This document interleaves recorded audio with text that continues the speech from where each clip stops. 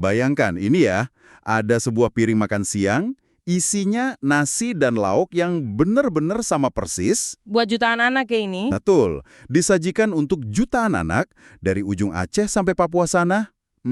Kedengerannya sih efisien banget.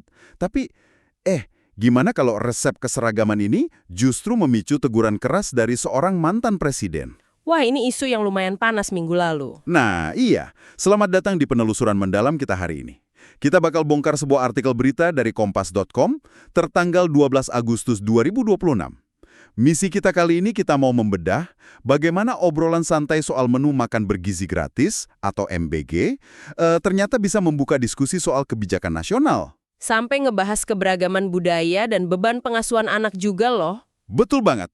Oke, mari kita bedah hal ini. Jadi di artikel itu, Megawati Soekarno Putri kan memosisikan dirinya sebagai teman lama Presiden Prabowo Subianto. Dan juga bicara sebagai seorang ibu. Beliau mengkritik keras menu MBG yang dianggapnya itu-itu saja. Kayak menunya terlalu seragam gitu ya?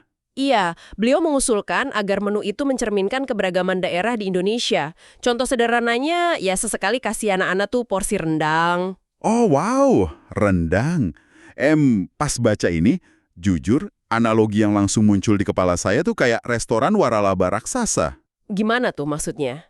Ya bayangin aja, kalau pusat maksa satu menu standar ke seluruh cabang daerah, misalnya nih, maksa cabang di pesisir pantai buat selalu nyajin ayam goreng, padahal ikan laut jauh lebih murah dan melimpah di sana. Itu kan sebuah inefisiensi logistik yang parah. Jelas repot dong rantai pasoknya. Nah makanya, kenapa sih pendekatan kaku dari pusat ini seolah selalu jadi pola standar pembuatan kebijakan kita? Yang menarik di sini adalah mekanisme di balik layar birokrasi pemerintahan itu sendiri.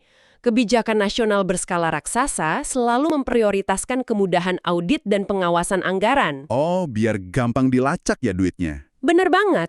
Kalau kamu memukul rata satu harga untuk telur dan susu secara nasional, pencatatan keuangannya tuh sangat sederhana.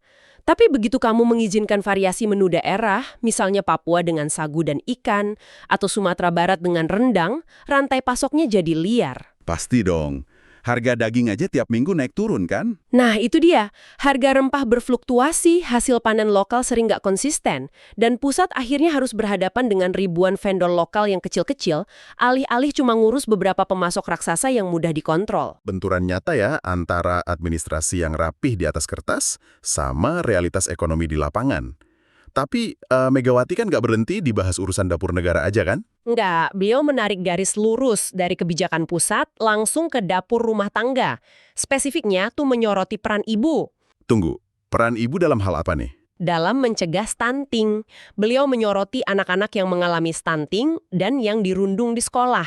Nah, dari situ, kritiknya diarahkan ke para ibu yang dinilai terlalu sibuk mempercantik diri atau pengen tampil glowing sampai lupa memperhatikan kebutuhan gizi anak. Disinilah bagian yang sangat menarik dan jujur aja memancing reaksi kritis saya. Kamu pasti juga sempat lihat perdebatan ini meledak di media sosial kan? Iya, netizen rame banget bereaksi soal ini. Bukankah mengkambing hitamkan rutinitas skincare seorang ibu atas masalah stunting anak itu lompatan logika yang terlalu jauh? Secara fundamental kan, stunting itu produk dari kemiskinan struktural. Sama sulitnya akses pangan, layak juga ya. Betul. Dan minimnya infrastruktur kesehatan. Bukan sekedar urusan preferensi penampilan individu ibunya. Jika kita hubungkan dengan gambaran besarnya, narasi tersebut secara nggak langsung memotret realitas ekspektasi sosial yang masih sangat kental di Indonesia. Ekspektasi gimana tuh maksudnya? Secara kultural, ibu tuh masih dikonstruksikan sebagai penanggung jawab tunggal atas kondisi fisik dan mental anak.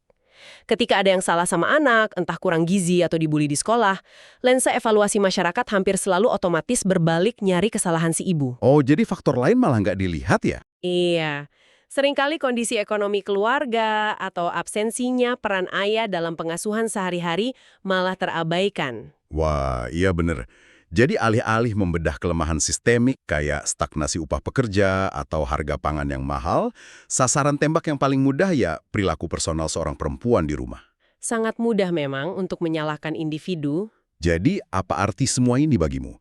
Di balik berita politik harian tentang teguran antar elit yang sering lewat di layar ponsel kita, selalu ada perdebatan yang menyentuh langsung isi piring dan struktur keluarga kita. Kebijakan publik itu kan nggak pernah beroperasi di ruang hampa, selalu bergesekan dengan nilai-nilai budaya dan realitas ekonomi. Kita selalu dihadapkan pada pertanyaan soal sejauh mana negara harus campur tangan dan di mana tanggung jawab personal itu dipikul. Dan itu membawa kita pada satu pemikiran penutup buat kamu renungkan hari ini. Kira-kira apa tuh pertanyaannya? Kalau pemerintah pada akhirnya benar-benar menuruti saran untuk masukin beragam makanan lokal kayak rendang, daging ke program MBG, gimana caranya mereka menetapkan standar anggaran dan logistik yang setara secara nasional?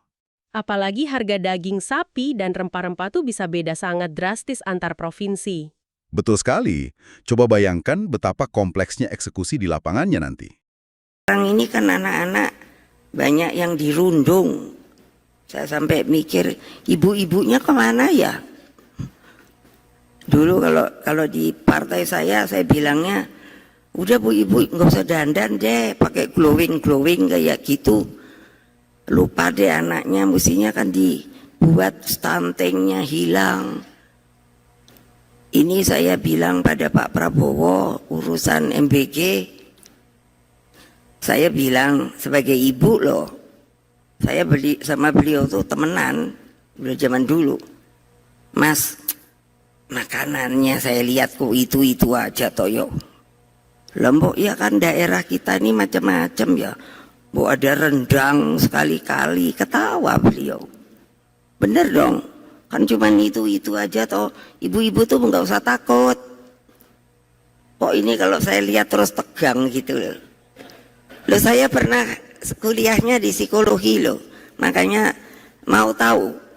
Kan saya cuma dibilang presiden kelima, dokter saya tuh 3 loh, profesor saya 3 loh, tapi nggak belian loh. Dokternya 11 loh.